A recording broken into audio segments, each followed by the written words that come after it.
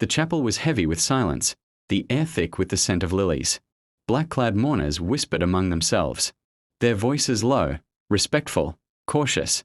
A violin played somewhere in the corner, each note trembling with sorrow.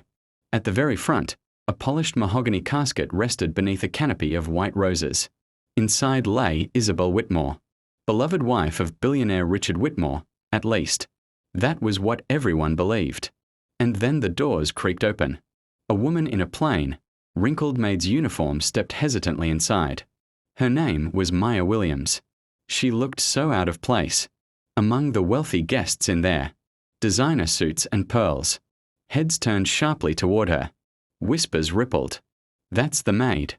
Why is she here? How dare she? But Maya barely noticed. Her eyes were locked on the casket, and her heart was racing with the truth she carried. Her voice shattered the solemn hush, raw and desperate. She's alive. The violin fell silent. Everyone froze, eyes wide. Please, Maya cried, stumbling forward. Don't bury her. She's still alive. Gasps erupted. The crowd turned restless. Some shook their heads, muttering that she'd lost her mind. 2 security guards immediately began to move toward her. But Maya held up her trembling hand. In it was a tiny USB stick. Tears ran down her cheeks, her voice cracking as she sobbed. I checked her myself last night. She was warm. Her chest. It moved. She wasn't gone. She's been drugged. Something. That makes the heart beat so slow it looks like death. I recorded Naomi's instructions to a doctor. It's all here. Please, you have to believe me. The name struck like a stone in water. Naomi Clark. Every head turned toward her. Richard Whitmore's personal assistant sat in the front row, immaculate in tailored black, her expression carved from ice. She rose to her feet, furious. This is absurd. Get her out of here immediately. She barked at the guards. But then, Richard himself stood. His tall frame was rigid, his face pale. His voice, though shaken, was commanding. Stop. Give me the USB. Maya's knees buckled, but she staggered forward, pressing the small device into his trembling hand. Please, she whispered, check her pulse before it's too late. Before Naomi could interject, another voice rang out. A young woman from the mourners, Lauren, Isabel's niece, stepped forward, clutching a small medical device. I'm a nurse. Let me check her. Just in case. The chapel erupted with argument, but Richard raised his hand sharply. Let her. Lauren placed the monitor on Isabel's wrist. Seconds stretched like hours. Nothing. Then, faint. A weak, undeniable signal. Beep. Beep.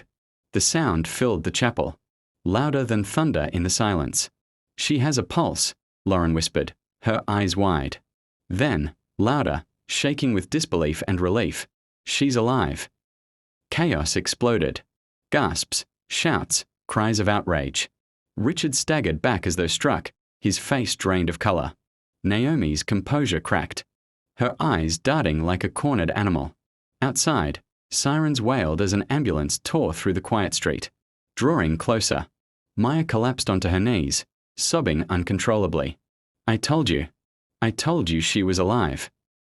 The paramedics rushed in. The casket was wheeled away, not into the ground, but into the ambulance. Richard followed closely, the USB still clutched in his fist.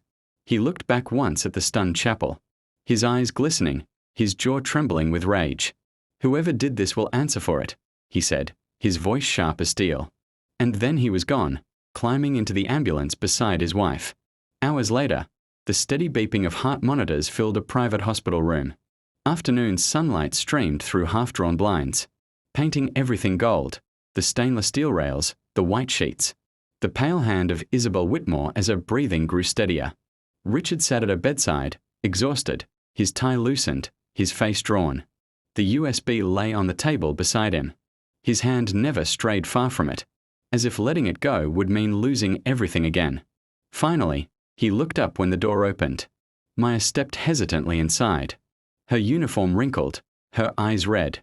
But there was strength in the way she held herself now. Richard rose slowly, his voice low but sharp. Close the door. The guard obeyed and slipped out, leaving them alone. "Sit," Richard said. Not a command of anger, but a demand for truth. Maya sat, her hands clenched tightly in her lap. "Tell me everything," Richard said, his gaze locked on hers. No more fragments. No more screaming in a chapel. From the beginning. Maya swallowed hard, her voice trembling but steadying as she spoke. She told him about the night Isabel collapsed. How Naomi forced everyone out and brought in a doctor Maya had never seen before. How, 15 minutes later, Isabel was pronounced dead. How later that night, while the household slept, Maya checked on her and felt warmth. Saw faint movement, a tremor beneath the skin. How she noticed the puncture mark on Isabel's wrist. She spoke of Naomi's threats. Of how she tried to warn Richard but was always intercepted. Silenced. Discredited. She described Naomi searching her room, desperate to find the USB, and how she was locked in the cellar for daring to resist. Her voice cracked as she whispered, "If I hadn't escaped this morning, Mrs. Whitmore would already be under the ground." Richard's hands tightened on the armrest of his chair, his knuckles white. He stood, walking to the window, his face pale with grief and fury. "Do you understand what you've done?" He asked softly. Maya lowered her gaze. "I know I've risked everything. Maybe my life. But I couldn't let her die." Richard turned back, his eyes glistening.